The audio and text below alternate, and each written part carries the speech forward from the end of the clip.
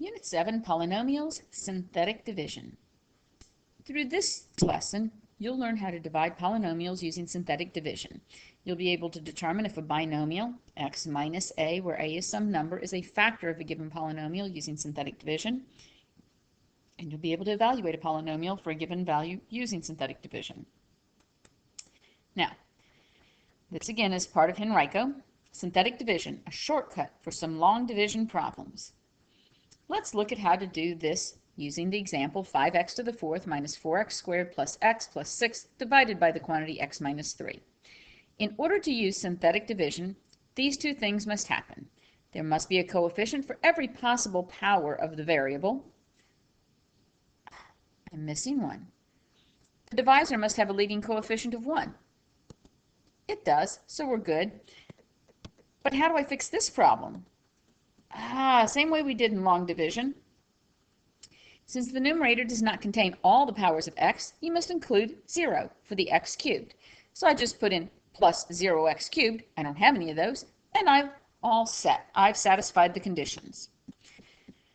Step 2, write the constant a in the divisor. So notice it's x minus a. So we take the x minus, pull it off, and a is equal to 3.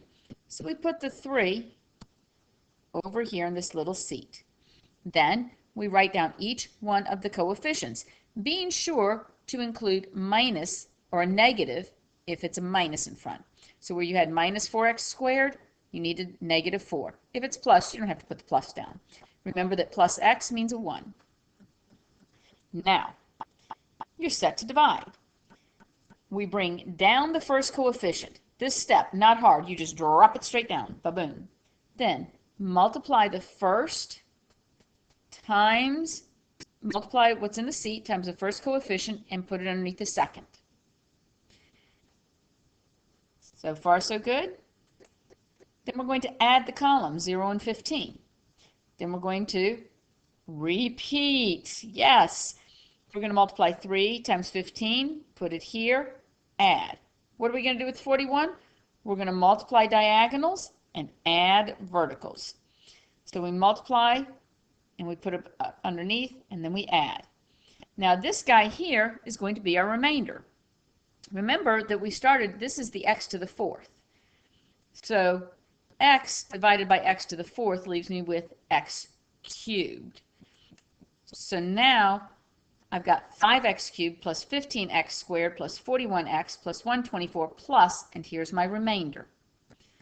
Okay, remember to place the remainder over the divisor. Okay, we had x minus 1 divided, or x minus 3 divided by 5x to the fourth and a bunch of other stuff. X is going to go into 5x to the fourth, 5x cubed times. Whatever this power is, the quotient is 1 less. Agreed. Now, try this one. First, set it up. That's the part in blue. Okay, did you get that a is negative 2 and that you have 1 minus 6, 0 and 1? Why 0? Because I have to add my plus 0t in between here. Why negative 2? Because this is t minus negative 2. Remember, it's got to be whatever minus. Good. Now that that's set up, do you remember the algorithm? Pause the video and try it. You're back? Remember the first step? Terribly difficult. We just drop that one straight down. Now, we're going to multiply negative 2 times the 1, and that's going to give us negative 2. Now we're going to add negative 6 and negative 2 to get negative 8. Then we're going to multiply negative 2 times negative 8, and we'll get 16. Add the 0 and the 16, and we're going to get 16. We're going to multiply the negative 2 times the 16, and we're going to get negative 32. And then we're going to add this last column. 1 plus negative 32 is negative 31. Remember, this is t cubed divided by t, so this is going to be t squared, t, a constant, and my remainder. Here's my quotient. 1t squared minus 8t plus 16 minus 31 over t plus 2. You could also write this as plus negative 31 over t plus 2. Either way is fine. Okay? You don't have to put the 1 there either. It's actually better just to leave it as t squared. But I just want you to know where that 1 comes from. Okay, here's this one. Go ahead and try this one. I've started it for you, and I've got the directions over here. Pause the video and try it.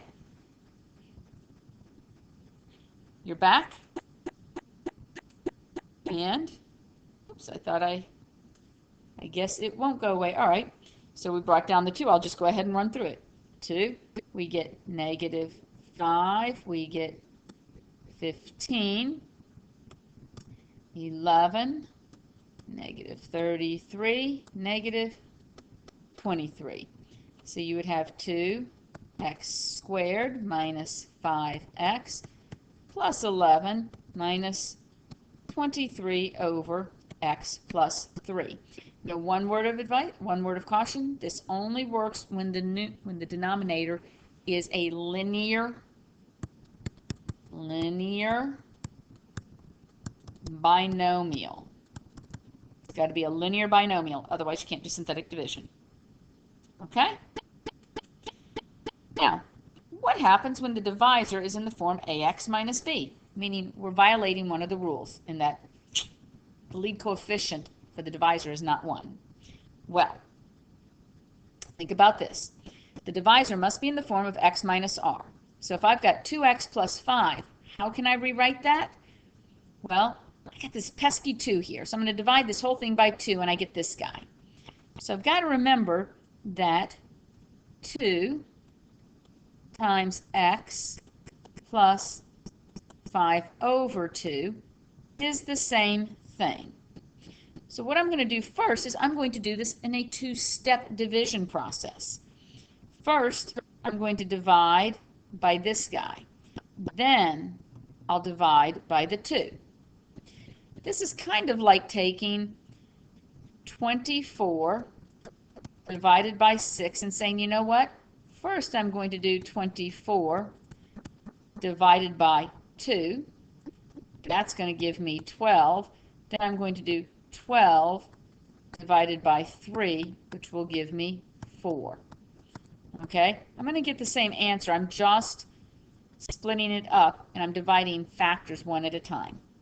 So, I said that 2x plus 5 is the same thing as 2 times x plus 5 halves. Now, what goes in the seat? Negative 5 halves. And when I ask you to do this for real, the numbers will be nice. I'm not going to use crazy numbers on you. The 8 comes down. Negative 5 halves times 8. Well, this becomes negative 20. Remember that 8 divided by 2 is 4. 4 times negative 5 is negative 20. Adding these up, I'm going to get negative, or I'm not going to get negative, I'll get positive 16. Sorry about that. Okay, so now negative 5 halves times 16, that's 8 times negative 5 is negative 40. I add, and I get 6. Half of 6 is 3 times negative 5 is negative 15, and 0 is the remainder. Now, recall that all I've done is divided by this portion. I still have to divide by 2. So I divide all of this by 2, and I have 4, 8, and 6, which now means my final answer is 4x squared plus 8x, whoops, that's a 3, plus 3. And there's no remainder. Now, I would not divide the remainder by 2 because I would put the remainder over the original. When I put the remainder over the original, that would include the 2. Next up, try this one. Okay? So the other way to think about this is 2x plus 1 is equal to 2 times x plus 1/2. All right, here we get negative 1/2. We have 6, negative 13, negative 12, and 4. We're not missing anything. We bring the 6 down. Half of 6 is 3. Negative 3, we have negative 16.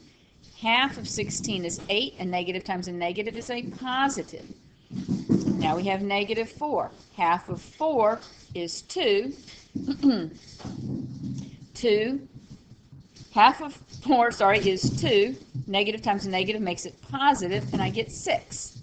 Now, remember that I'm going to divide all the coefficients by 2, so that I've got 3, negative 8, negative 2. The 6 goes over the 2 times the x plus 1/2. This was just representing the x plus 1/2. When I put the 2 there, that's what clarifies this.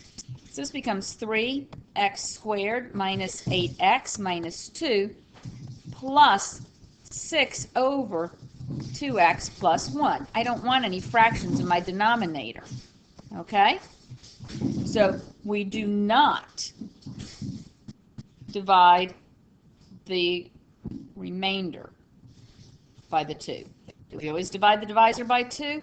Of course not. It's whatever we had to do to fix our divisor. Now, the factor theorem. A polynomial f of x has a factor x minus r if and only if the remainder is 0. That makes sense. 6 divided by 5 goes in once with a remainder of 1. It's not a factor. 6 divided by 3 is 2, remainder 0. So if the remainder is 0, then it's a factor. So is 3x minus 2 a factor of the polynomial? Well, let's see. First off, I could do long division, but if I do synthetic division, it's faster. The first thing I have to do is say that 3 times x minus 2/3. And I'm going to use this first, which means r is going to be positive 2/3. So put the 2/3 there, bring the 3 down. The 3's cancel, I'm left with 2. Add that together and I get 0. Multiply it times 0 is 0, I get negative 18. 3 will go into 18 6 times, negative 6 times 2 is negative 12, and that's a 0. My remainder is 0, so 3x minus 2 is a factor. Now, what's the other factor? Well, this was x cubed, so this is, I have to divide all of these guys by 3. So I'm going to get 1, 0, negative 6. My other factor is x squared minus 6. I don't have an x term, and the remainder is 0. All right? Here's another one. The remainder theorem. If a polynomial is divided by x minus r, then the remainder is equal to f of r. This is function notation. Now here, you've got to think and you've got to remember this. This is probably one of the biggest mistakes students make. If I give you this, and I want you to find f of negative 2, that means that r is equal to negative 2, so you have x minus negative 2, or x plus 2. That means that this negative 2, if I'm asking you to evaluate, the negative 2 goes in the seat. So you bring it down, I get negative 2, I get negative 5, I get 4, I get 6, I get negative 12, I get negative 13. F of negative 2 is equal to negative 13. I do not give the whole polynomial. Remember, function notation, before we did synthetic synthetic division, if I ask you for f of negative 2, you would do f of negative 2 is equal to negative 2 cubed minus 3 times negative 2 squared plus 2 times negative 2 minus 1. This would be negative 8 minus 12 minus, oops, 4, getting lost in here, minus 1. And did I mess something up here? Plus 2 minus 3. That's, hang on a second, I just want to make sure. A little too fast. My mistake is over here. And some of you are probably going, wait. But you can't wait me when it's a video. Bring it down, negative 2. Add these together, it's negative 5. Negative 2 times negative 5 is 10. Now I've got 12. Negative 2 times 12 is negative 24, and I have negative 25. F of negative 2 is when you substitute the negative 2 into the equation. Negative 8 minus 12 is negative 20, minus 4 is negative 24, minus 1 is negative 25. Sorry, this is when I'm going too fast and actually paying attention to what's going on at home instead of my video. Okay? Synthetic division. Ensure the divisor is in the form x minus r, and you can always have a times x minus r over a if you had this guy going on. Okay? Now, set up division using coefficients of dividend and r. Bring down the first coefficient, multiply by r by the first coefficient, and add the second coefficient, multiply by r by the sum, and add the next coefficient. Repeat step 5 until remainder is found. Long division is necessary when the divisor is not linear, cannot be written in the form x minus r. And long division will always work. The factor theorem. A polynomial f of x has a factor if and only if the remainder is 0. The remainder theorem. The remainder is equal to f of r, not the whole quotient. So f of r is equal to remainder only. Okay? That's it.